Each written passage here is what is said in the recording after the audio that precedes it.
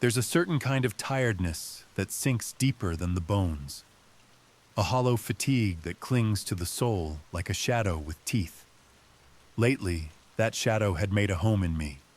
No matter how early I went to bed, I woke up wrecked, drained, broken, like my body had been at war with something, while my mind slept soundly behind enemy lines. It made no sense. I'd always been high energy, vibrant. A few hours of sleep used to power me through anything. But now, even standing upright felt like a victory. Blood work, scans, endless pokes and prods. My doctor shrugged his shoulders with the weariness of a man defeated. "You're perfectly healthy," he'd said, eyes empty, on paper. The only change in my life was Stephen. He'd moved in 2 months ago, and with him came the warmth I always thought love should bring. He was attentive, gentle. He brought me chamomile tea every night before bed, kissing me softly before the world slipped away. I thought I'd found my forever. But then came the pain. A sharp, searing agony in my hip woke me from a shallow sleep.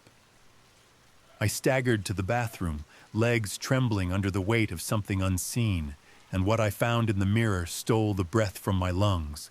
A bruise, deep purple and black, spread across my hip like a blossoming storm cloud. "Stephen!" I called, panic rising like bile. He appeared in the doorway, eyes wide, but not with concern. There was something else there. Something off. "Did I fall out of bed?" I asked, voice shaking. "I guess," he said with a shrug. "Probably." His eyes didn't meet mine. The next day, another bruise, then another. My skin was a canvas of nightmares, painted in shades of pain I didn't remember earning. I was falling apart in my sleep, and Stephen, the man who once held me like I was glass, now looked through me like I was a stranger. The final straw came at the hospital. My blood work was wrong. "You tested positive for nitrazepam," the doctor said, voice low. I blinked at him. "I've never taken anything like that, ever." He looked again. His face paled. "Nitrazepam is a strong sedative," he said. "It's not something people just accidentally ingest." My heart stopped. Or maybe it kept beating, but I couldn't feel it anymore. That night I sat on the edge of the bed, trembling. The chamomile tea sat in Stephen's hands, warm and fragrant. I took it, smiled, lied. Then, as he disappeared into the bathroom, I poured the contents down the sink, watching the liquid swirl into the dark. I got into bed and pretended to drift off. Stephen climbed in beside me. "Was it hot enough for you?" he asked softly. "Perfect," I whispered.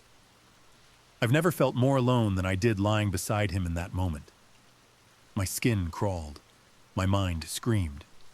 The next morning, the room was chaos. The bed was torn apart. Lamps shattered.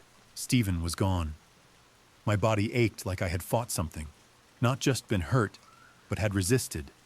I needed proof. I bought a hidden camera, sleek, silent. I pointed it at the bed. Slept again, if you could call it sleep. What I saw on the footage, I wish I could burn it from my mind. At first I lay still.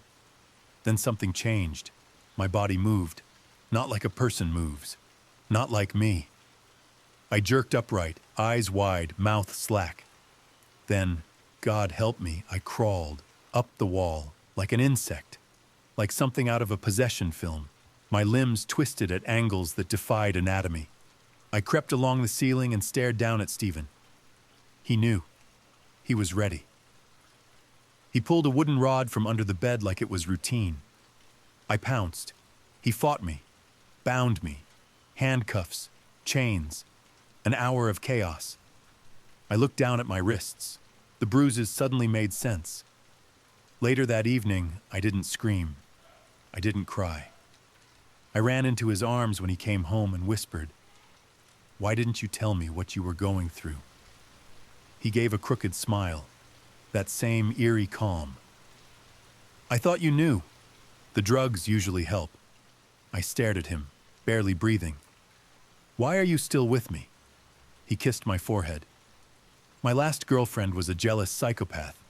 You're a walk in the park. And I smiled back. Because I realized in that moment, I wasn't the victim in his story. I was the monster